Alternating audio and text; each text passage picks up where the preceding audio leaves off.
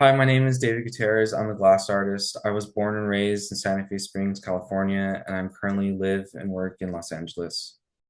One of my work explores is the themes of existentialism, life and death, creation and persistence, and destiny. I believe in, free will and our ability to alter our own reality that we live in. When I talk to people about being a glass artist, they're unable to wrap their minds around what it is to blow glass and what it is to work with the material. With glass or just lives in general, we're able to take a hold of that. And for me to take hold of my life to become a glass artist and go down this path of, I want my work to reflect that, what it is to be in control of your life and where that can take you. I grew up in car culture. My dad's like a car fanatic. And the saucer in there is actually two aluminum hubcaps from a local hot rod shop. And I asked the local welder there and like, hey, could you weld these together for me? And they did do it for me. And I was able to fabricate this fictitious moon. So the point of that piece is about moonlight in the sense of we don't really get it here in LA. There's a lot of light pollution. Not to get all astrological, but being a Cancer, I've always been really drawn to the moon. A lot of the pieces I made in college were moon jars, and I've always loved the sentiment of those pieces, creating this new identity and displaying the power of women through the moon jars was just something that was really beautiful. I always liked art. I grew up drawing a lot. Uh, I grew up using my hands and being really creative. My mom was always taking us to art museums. I took a glass blowing class to fulfill the requirement. I think it was sculpture. And I just fell in love with the material. I fell in love with the process. I fell in love with being around the people. I loved being on a team. I grew up playing music. And I love that aspect of glass blowing with teamwork. You need the other person to make something, just like being in a band. I need the drummer, you need the bass player. Every time I make something, I always know who I made it with. It was this X person or this person. And I feel like their heart is in it too. And that is something that is important to me. Working with my hands, I grew up with my father in the garage. I feel that vibe of being in the garage with my dad and joking around with everybody. And feeling that in the hot shop is very similar. When we started working on the cars, sometimes it's just like nobody leaves until it's done. Like we'd be in there all night, all day, going into the night, and I glass blowing's just like it. You don't stop. There's no option, honestly. It's like we got to keep going till this piece is done. Maybe we can garage it and take a break and go to lunch, but like we got to keep going. And I would say my work ethic comes from him. Kazuki Takazawa has been just amazing to me.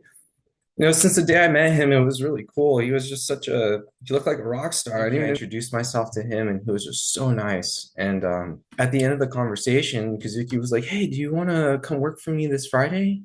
I think it was a Monday. And I was like, yeah, of course. I would love to be there. And I called out of work to go work with him in the hot shop. And I was there, and I've kind of created this really good relationship with him ever since. But he's been nothing but a support for me. Also with Cedric, we come from the same family tree of glassblowers, coming from Joe to Cedric and then me. So it feels really good to be in that lineage of sense. What I love about Cedric is that he's always supportive and he never like puts down an idea. He's never, don't do that. You don't want to do this. He's always like, how can we make that work for you? you know? And that's always been a really good support for me because not everybody's like that. Not everyone's like that at all that I'm around. There's also a lot of negativity. There's a lot of ego involved with glass blowers. Cedric is one of those people that wants you to succeed. He wants you to come sit up on the top with him, but that's up to you. And he wants to try to make that happen for you, but it's always you that has to step through that portal. Jimmy Anderegg, he was a big influence on me. I took his class in 2015. My professor, Dylan Palmer, he gave me the scholarship to go to Pilchuck when I was only blowing glass for 6 months. Also, my friend Kelly Akashi, she is an artist here in Los Angeles that Kazuki and I work for, and we create her artwork. And she is just a powerhouse as a maker. She doesn't let anything label her as an artist, and I find that very inspiring. I was at Pilchuck 2019, TAing for Kazuki Takazawa. Paul DeSoma was there. He was on the Chihuly team. I saw him on Masters of Venice in Italy working with Pino, and I didn't know who he was, but later people described that to me. And he walked up behind me while I'm doing this cane roll up, put his massive hands on my shoulders, and told me, like, David, I just want to let you know that is wonderful to see how happy you are doing what you love. And it's such a beautiful thing to see. And you could totally tell you love doing this. And that felt so good coming from a man that I learned to respect so much over that short period of time I was there. So I've been working on creating after school program for kids.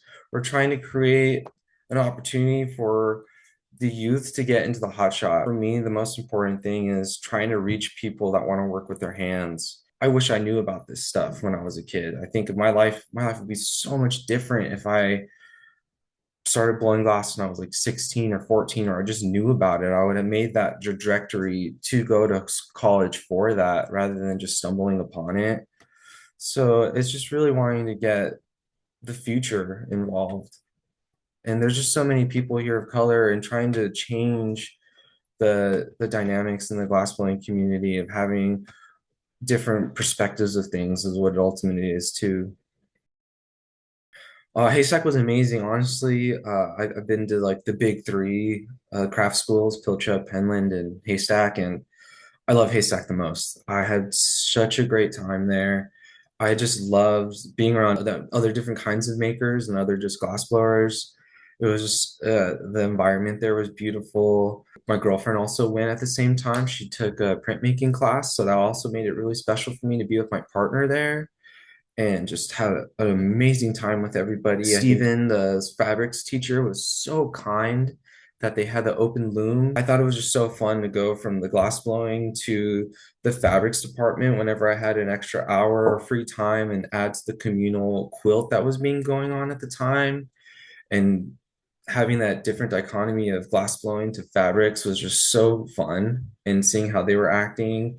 And Stephen would just be creating having this really open space for conversation for everybody, and it just felt really welcoming. A simple person, the chocolate chip I think was is just always awesome. I also like the oatmeal cookies, those are also really good. The staff that was the kitchen was amazing. I mean, what else are we doing in this world if we're not having fun? Whenever I say bye to people, I always just say like, "All right, cool. I'll see you guys later. Have fun." Because I want people to say that as like, oh, David was always so cool, and like on my funeral or whatever. Like he always just said, "Have fun," and that's just what else are we doing here? You know, that's what it's about.